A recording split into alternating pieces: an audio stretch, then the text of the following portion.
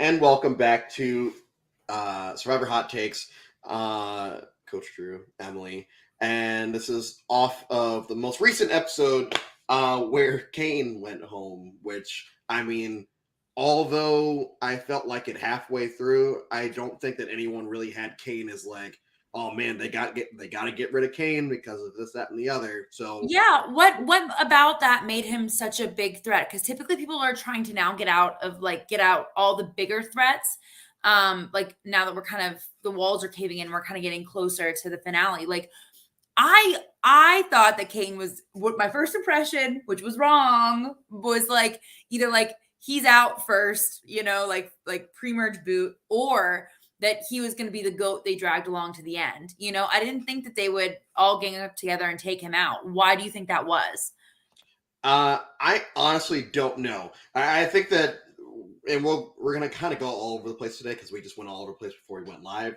And it was But good. We didn't even it record. was, and so we'll start from post challenge where everyone's names are kind of getting thrown out there, with the exception of Franny, who has immunity, Carson, who's in a really good spot right now, and kind of Danny. Like Danny has maybe one person that says his name, I think, at one point, but not really.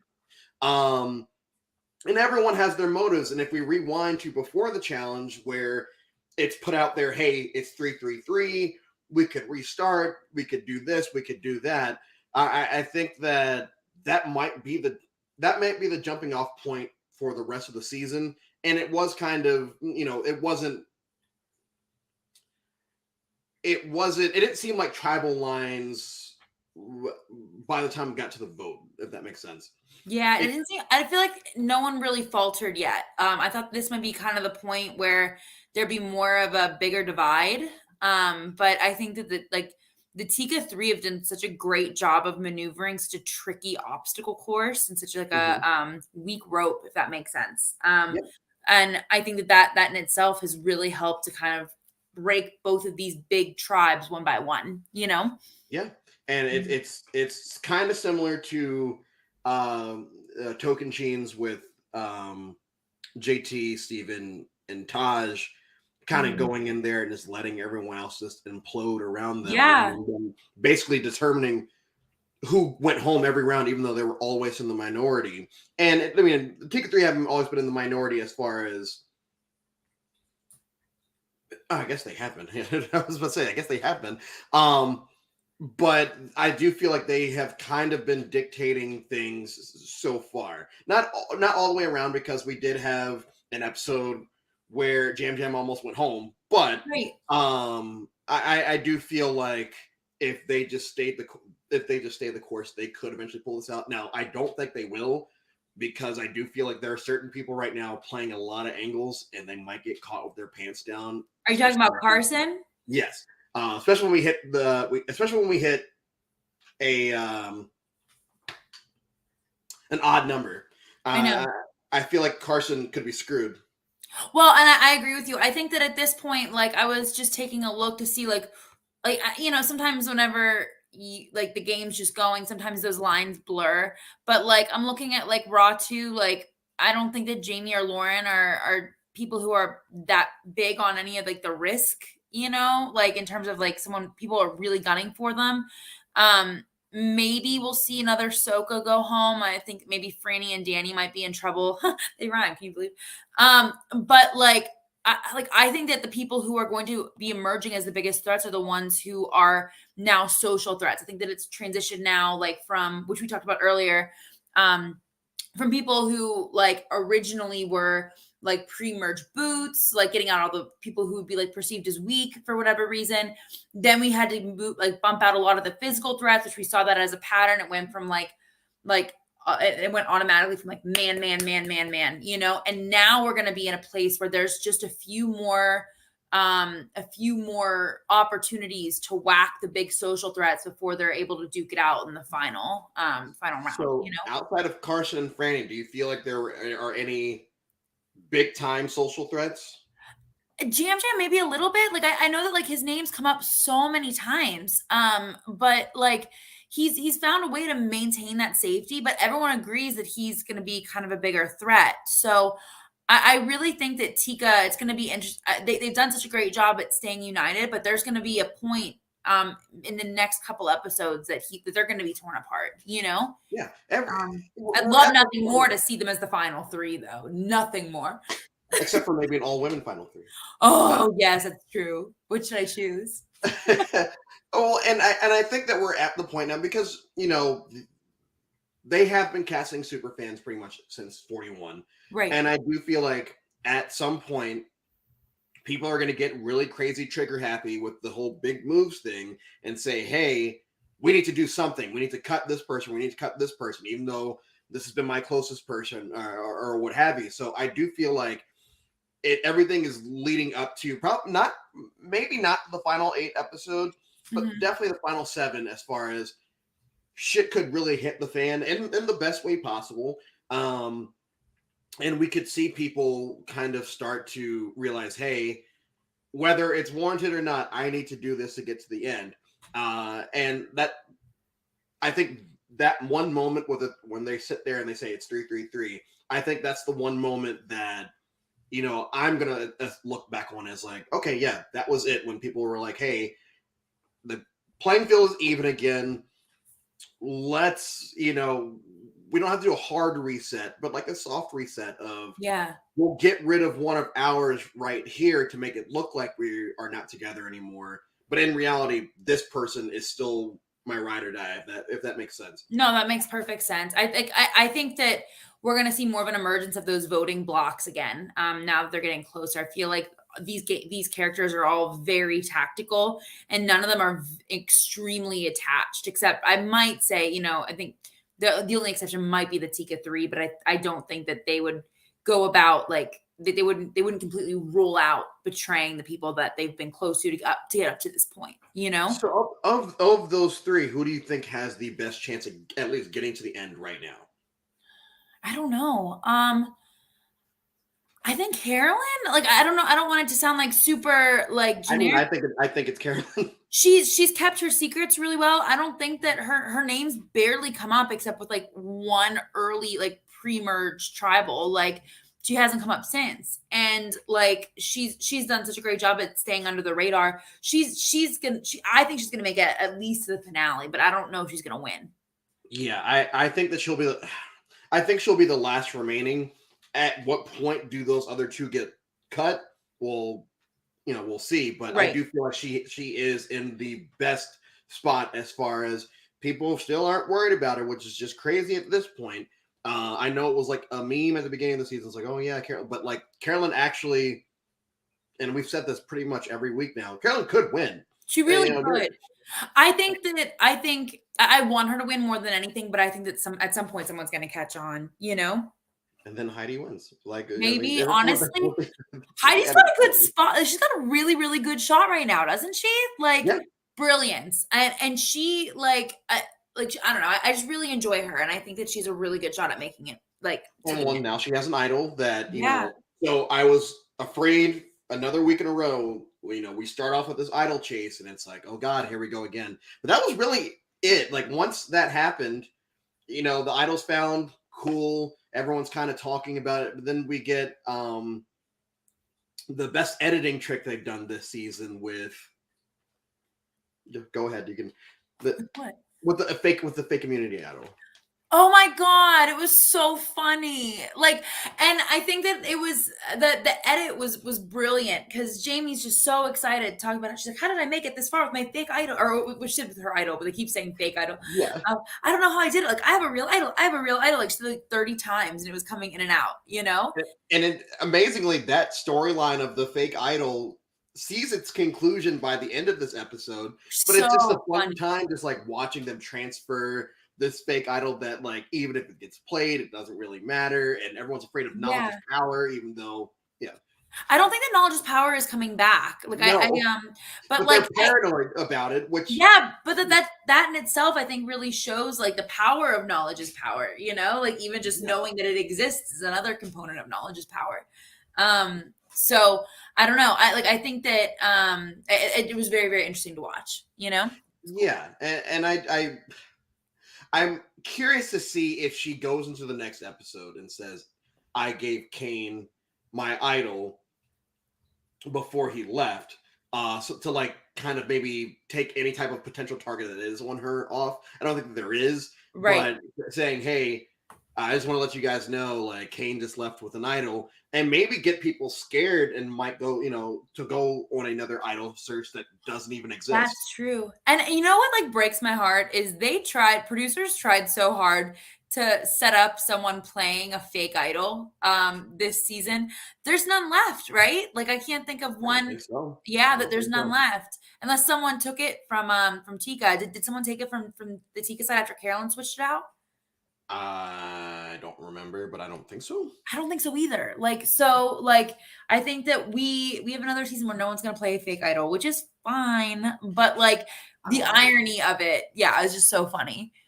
Yeah, and so if we want to just restart from the beginning of the episode, or kind of, we get to another dynamic that's just kind of been introduced into the game that I guess I'm all right with Rice being like the bartering for Rice thing is basically a part of the challenge Sure. for this episode, and Danny comes off very. I still can't think of a word. We were talking about this beforehand. I can't think of a word to describe it. I feel like it Um, was like almost like a mama bear, or maybe like a not like he was just like no, like we're all gonna do it. Like really, like I don't yeah, and it's not like mama no, bear, but dude, like shut up. We need and one his reasoning is, oh yeah, I mean we're out here playing Survivor. Like we don't need to.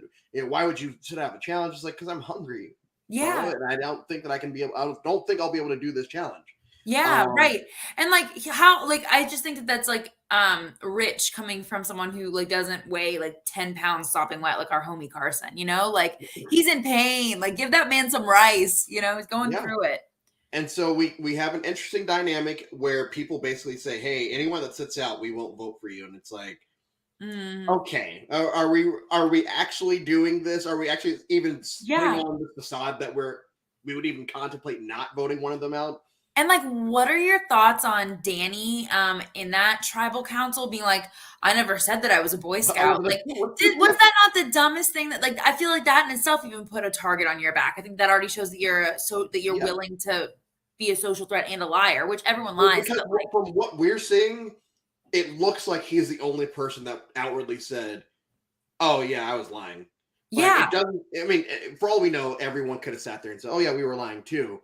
But from what we saw, he's the only one that sat there and said, "You know what? That was a total lie. I wasn't this. I exactly. could vote someone out." And I do feel like that could put a target on his back. Yes, I agree. if you're willing to put yourself out there like that, then Like what are that's you scary. doing, you know? Crazy. So yeah, he goes from one week being basically the MVP to, and I won't say it's he wasn't doing well in this episode, but I do feel like his time could be coming, and Mhm. especially even though he's not the challenge beast statistically this season, people are still going to look at him as one. That's just Mhm. what's going to happen. And when it does happen, I feel like there is a world where he gets taken out before Franny for being a challenge threat, when in reality she is the challenge threat as of now. Between the two of them, like I would assume that both of them their time's ticking, you know? Between Franny and Danny, who do you think they're gonna try to target next? Danny, because of Danny? what you said, because Really? of now this is fresh in their heads. Of wow, Danny just basically told on himself, even though we are all guilty of it. We all sat there and lied about it. Danny Right. just outwardly just said it, which means he's willing to lie and say it out in front of everyone and say, "Hey, look at me. I'm lying and I'm still sticking around. Right. Let's deal with this now," before he gets to the end and says, "Hey, I lied to every single one of you and told everyone about it, and y'all still kept me here." Right. And I'm kind of going like back and forth with it too, because I'm like I feel like if I were playing, like I would want to keep Franny in because she's someone who people want to work with more. But then I would get nervous continuing to keep her in there because people want to work with her more and because of the way that Matt looks at her every single try. Like, you know, I just don't know. Yeah. I don't know. I like, Like winking at each other and all this other yeah. shit. It's like, come on, like you guys have to chill out with that. I think that Danny's a little bit more chaotic, and I think that maybe because of that, he'll stay a little bit longer. It's, I mean, I will, we will see, but Mhm. I do feel like this episode, just some of the way he was talking to folks, it was like, all right, this might rub people the wrong way, Right. and that could be I mean, I guess at this point in the game, you don't necessarily have to get rid of those people. That is more of a pre-merge thing, but they Mhm. just voted out Kane for reasons. And for So why? Is it just because he was close? He had those close ties with Brandon. Like, I don't know if he's yeah, like it was just a Lauren had. weird thing to, yeah. Lauren won more challenges than he did. So like, why didn't they target Lauren? You know, I'm very confused about a few of these things. Exactly. So that's why I'm saying, like, just because history shows us that something else might happen, they did just vote out Kane when really there's no, in 2023 season 44 eyes, there really is no reason to vote out Kane. Right. There. Which, I mean, as this progresses, we are like, and I will say that Survivor's done a pretty good job of this season. The characters that we have been enjoying for most of the season are still here, and it Mhm. means that they put time in developing some of these characters because they still don't care about Lauren. They've done well with, like, so I mean, right now, there, for all we know, the final 5 could be Jam Jam, Carson, Carolyn, Franny, and Danny, because I would say those are the 5 biggest characters left in the game, if I'm not mistaken. Yeah. Yeah, I think you're right. Players, you know, how they're playing, you know, whatever, but like, I think those are the 5 they put the most time into this season. Mhm. And if they end up being the final 5, kudos to production for building their story up from beginning to end. They did, and they did a great job. Like, even if you think about like the early confessionals, every one of them, I think, except for Danny, like off the top of my head, like had one in the first few minutes. You know, like, you started off Yeah. with Carolyn, and then Jeff talked to Jam Jam and Franny in like the first couple minutes.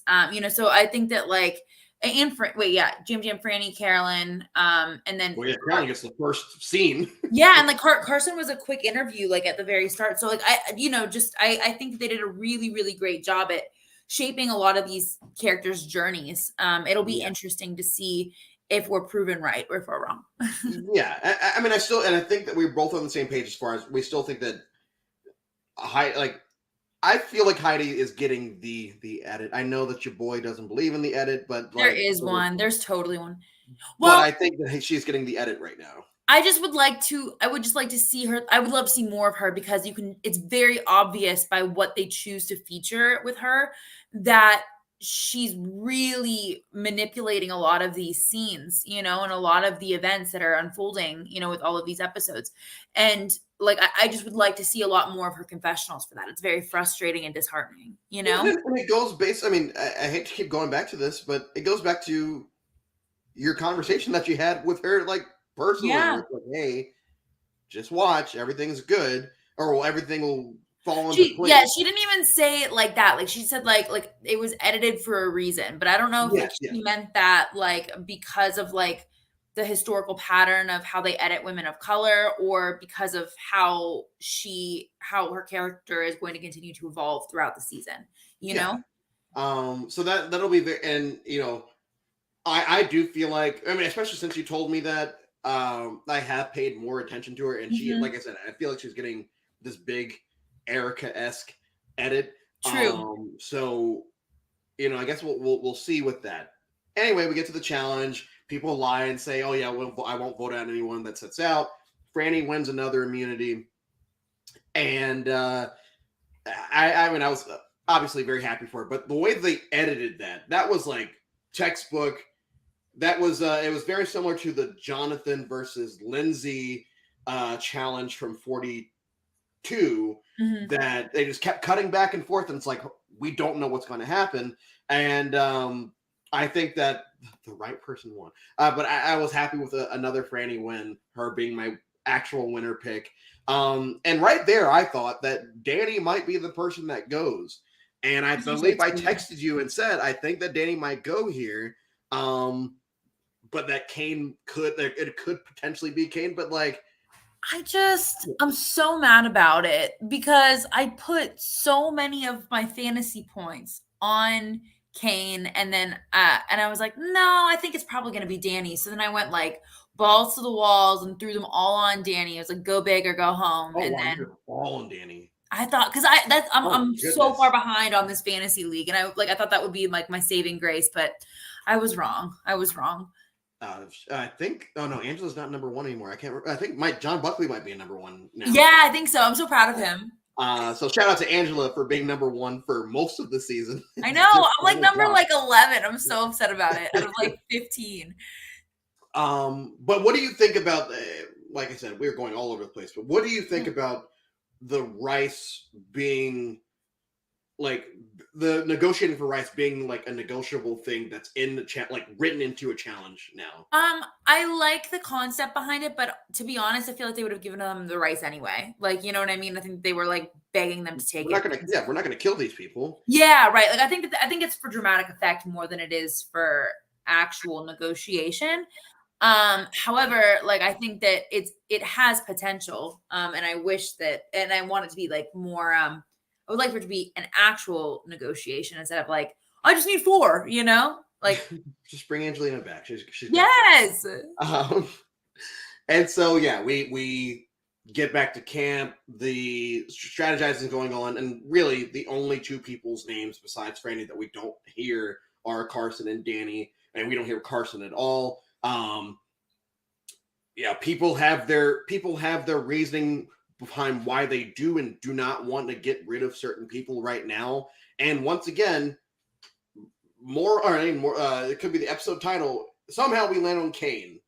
And Kane, they all go into tribal, and he's got this fake idol on him because these 2 think that knowledge is power might get played, knowledge power might get played, and it's all just a big thing for us to learn Kane's last name. And we learned Kane's last name in this episode, so he's come a long way. Great character development. I'm so proud of him. I wish that I would have seen him more. He was so sweet with his post-game interview with Rob Sesternino. Oh, really? Yeah, just really just grateful and very like courteous, you know. And a lot of the times whenever they do like the interviews, they like you can tell that they're still a little bit, you know, shaken up by it all, but he just seemed like very at peace with like where he was at, you know. And then the highlight of the episode is Jam Jam literally speaking subtitles into existence. And I tweeted that right as he did, like he said, "Oh yeah, I'm sitting at home saying these subtitles," and all of a sudden the subtitles just pop up out of nowhere, and we get subtitles with all the whispering, which was great. I loved it. Once again, a great editing tactic on. I think that their editing has really gotten better with like this new era, you know. I very much enjoyed seeing like the way they've used it like for comedic effect, because I feel like we really haven't seen that as much up until this point. Yeah, as much in the past. Yeah, we got like Crazy Debbie and her job. I love her. Well, I've got a story for you then. But yes, we get our subtitles back, and we get this live. We get an actual live tribal where people are actually talking with each other. Mm-hmm. And do you feel like that was always the plan? Now, you know, knowing that Kane does go home, or do you think that it was somehow got turned on him? I think that it was always the plan. I think that like the goal is to wipe out like.